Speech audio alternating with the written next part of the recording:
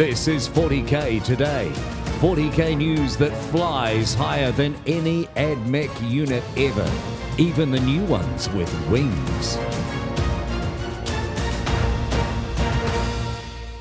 Welcome to 40K Today. This is your daily 15-minute news, views and interviews show that covers the whole hobby of Warhammer 40,000. I'm your host, Steve Joel, and today on the program, John Damaris meets a hero of the Warhammer online community, a man who runs one of the biggest 40K Facebook groups. How much work goes into that, we're going to find out. And we speak to another woman in Warhammer. It's so good that more and more women are playing a leading role in our hobby. Today, we find out more about the 40K Book Club. But first, this. We're running a poll on our Facebook page and looking for the answer to this question. Have you tried playing the game on Tabletop Simulator yet? How's it working out for you? So far, it's looking like close to a third of people have tried the game out from a pretty good poll response. And those who have are mostly pretty happy with it. Head over to 40K Today on Facebook and have your say. Also, before we get on with the rest of the show, a shout out to our good friends at The Army Painter. Adam Abramowicz from The Army Painter came on this show a couple of weeks ago to announce that they were repurposing their factory to make, bottle and ship hand sanitizer. Well, as of yesterday, that is a reality. So, for information on how you can get hold of this powerful but gentle sanitizer, check The Nordic Shield on Facebook or go to thenordicShield.com for more information. You can also check our show notes. There's a link in there. Okay, the competitive 40K Facebook group has close to 12,000 members. It's a moderated, private Facebook group that you need to ask to join. And with that many members, you can be sure that there's plenty of moderating to do. The man behind it is John Paul Mowat, and our own John Damaris spoke to him about the group and what goes into keeping it all together. All right, John Paul, let's talk about one of the most thankless jobs in all of the community, and that's moderating. So you guys, and I think there's a bunch of you now, but you're one of the original founders of Competitive 40K. Is that right, on Facebook? Yeah, it came to be actually because of Daka Daka, of all things. I went and posted a list on there and got burned to the crisp. So I decided, you know what, it's time to bring a competitive group somewhere.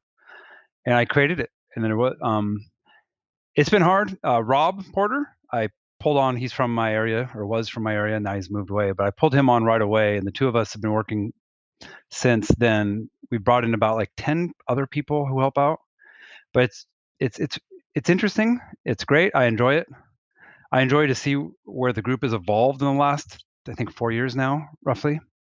Yeah, I imagine the group has evolved as Games Workshop has evolved, right? The concept, I mean, originally I wanted it just to be like people sitting there talking about army lists and what's best Eldar and what's best this and that. And then now it's more like, here's some podcasts to look at. Here's where the tournaments are and what's going on. There's a lot less lists help because there's like, we have a Discord too. And we kind of just, there's a million Discords. I'm part of like 3 or 4 or 5. And if I want to know how to play Eldar, I'm going to hop on Biff Pod, Art of War, all those other Discords in the Eldar groups and be like, look, here's what I want to do with Eldar.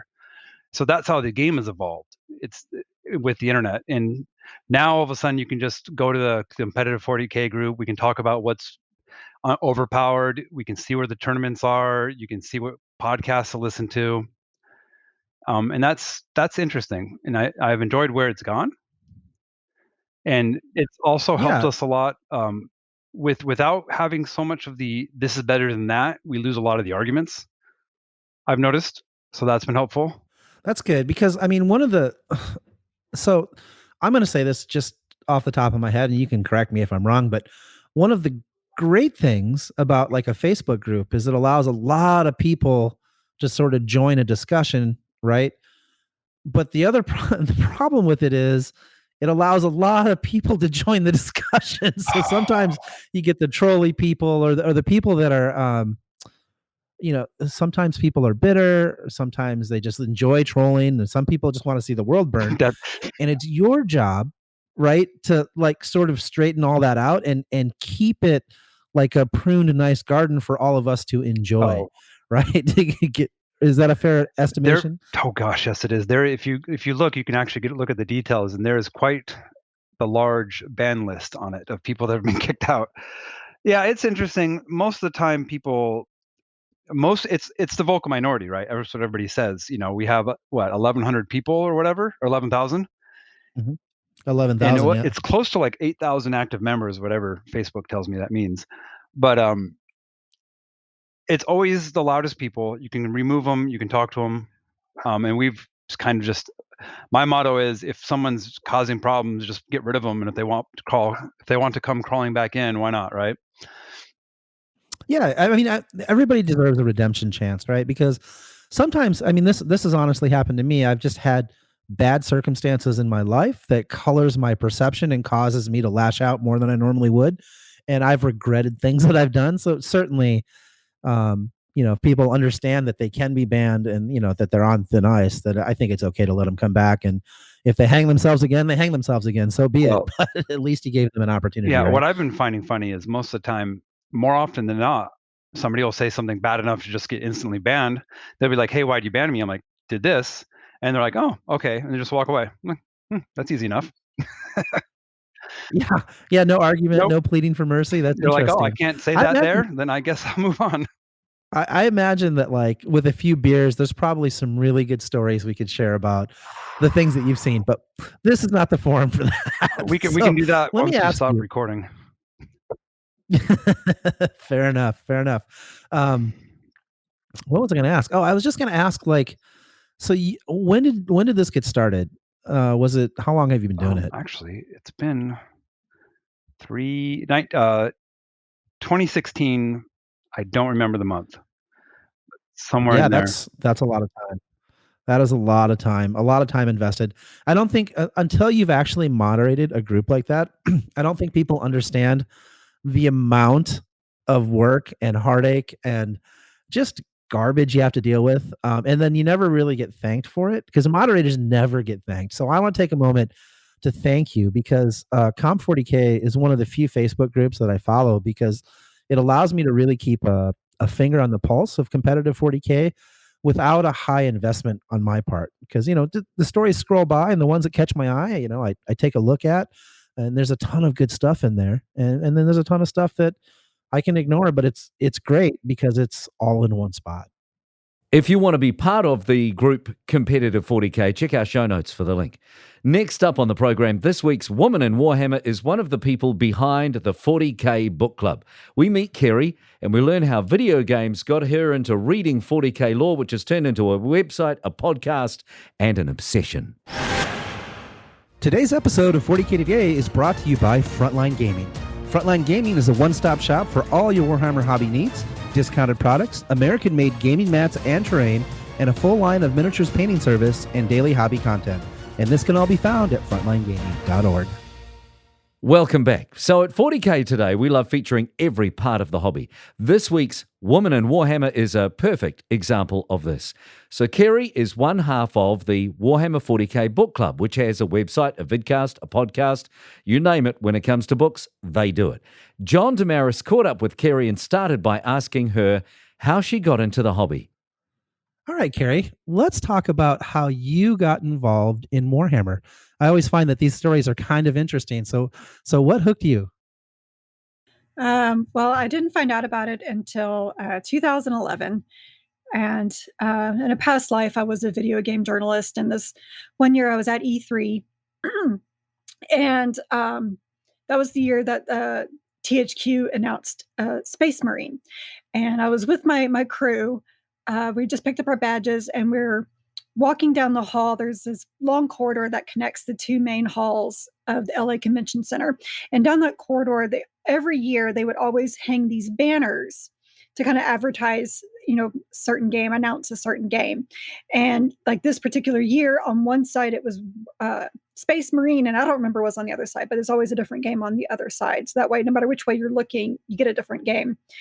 And I saw Space Marine, and I looked up at it, and I was like, Space Marine? That's like the most generic name I've ever heard. But two guys that were with me just kind of whipped around and looked at me, and they're like, have you ever heard of Warhammer 40K? I said, no, what's that? And I'm like, well, it's a tabletop game. I was like, nerds, can't deal with that. And like, no. But like, no, you really got to check this out. I was like, I don't know. And one of them, who is actually really, really into Warhammer, the painting, he's like, no, let's go check it out. Don't knock it until you try it. I'm like, all right, fine. So the next morning, he and I went. That was the very first game we checked out, and I was in love. And I loved that whole game. I was so sad how it ended. I remember complaining about it, just going, "Oh my God, it ended so sad. Like, he saved everybody, and they still arrested him." And my friend, he was like, "Yeah, that's Warhammer for you." I was like, "What is that supposed to mean?" And he's like, "Well, that's just kind of how they all go." And but I couldn't really find anything else. And then THQ closed down, and so then there was going to be no more sequel, which just broke all of our hearts. But it wasn't until I met my compatriot Jen the next year that we started kind of talking about how much I loved Space Marine, and she's like, "Well, you know that there's books, right?" I was like, "What?" Oh, Like exciting. I love books. Like, I'm really hooked into the extended universe of many, many video games. So I was very excited. And she kind of was my guide getting through those games. Not games, but the books. And that's kind of where I am today.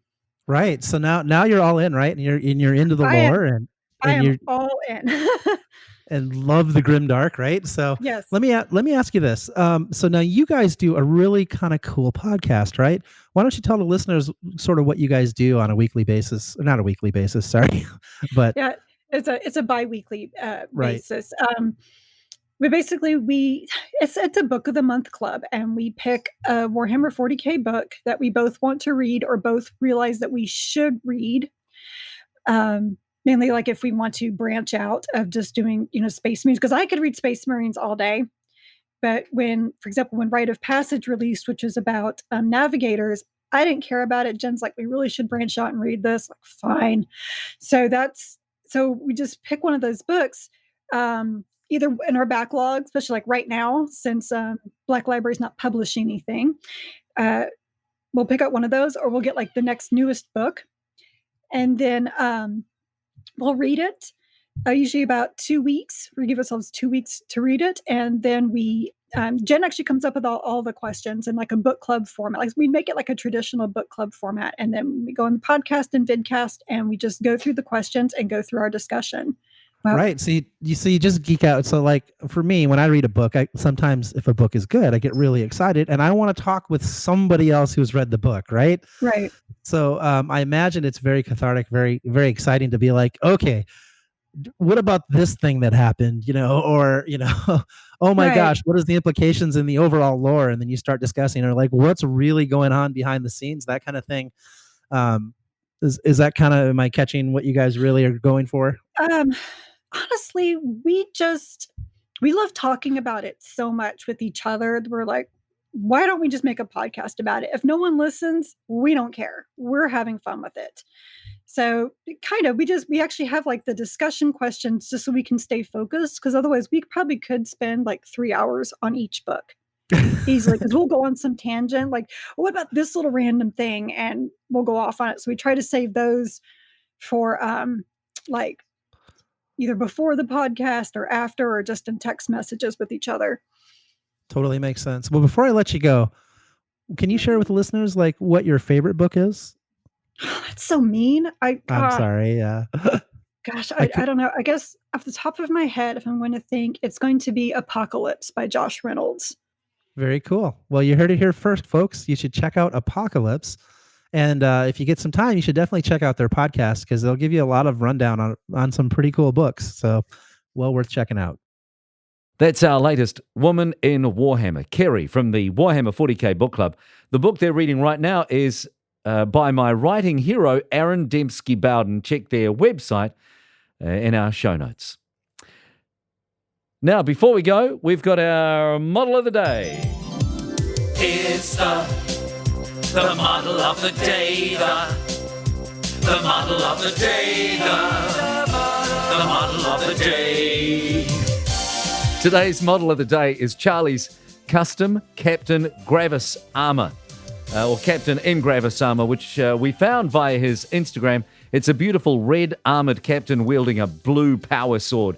We love the custom helm and the perfect blend of reds and black. It's a great example of dramatic shading. You can see it on our Facebook and Instagram pages. And if you're getting your 40K Today fix via our YouTube, then you're looking at the pictures of it right now. Links to his Instagram page are in our show notes. It's well worth a look. That is the model of the day. And if you have a model that should feature on the show, you think, or you've seen a model that should feature on the show, you think, let us know. That's it for today. Thanks so much for joining us. A big thank you to our content producer, Alex Painter, our social media guru, Tanya Gates, and our technical producer, Seamus Ronan, for all their hard work once again in putting the program together. If you have anything that you think we need to feature on the show, please get in touch with us. If you've got an amazing army or a YouTube channel or a hobby tip, you can get in touch via Facebook. Just search 40K Today. And make sure you join us tomorrow on the show where we speak to Adrian Phillips from Tabletop Titans, and Colin McDade breaks down Deathwatch in our Faction Focus. We'll see you tomorrow. Until then, for the whole 40K Today team, I'm Steve Joel, and that's what's happening in 40K Today.